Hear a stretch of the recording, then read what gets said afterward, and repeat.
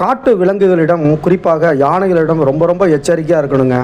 அசால்ட்டாக அதுகிட்ட விளையாடுறதோ அல்லது அதை வந்து சீண்டி பார்க்குறதோ கூடவோ கூடாதோ. அதுவும் யானைகள் வந்து மஸ்து பீரியடில் இருந்தால் அதனுடைய மூர்க்கத்தனமும் கோபமும் பல மடங்கு அதிகமாக இருக்கும். அப்படி இருக்கும் சமயத்தில் இந்த பசங்க வந்து ஏதோ யானையை சீண்டி பார்த்துட்டு அதுலேருந்து நம்ம ஈஸியாக வந்து தப்பிச்சு ஓடிடலாம் அப்படின்னு நினைக்கிறாங்க. மனிதர்களை காட்டிலும் வந்து ஸ்பீடாக ஓடக்கூடிய விலங்கு தான் யானை. இப்போ பாருங்கள், நடுவில் ஒருத்தர் மட்டும் மாட்டிக்கிட்டார். அவர் என்ன ஆனார், என்ன கதிங்கிறது நம்ம இப்போ பார்ப்போம்.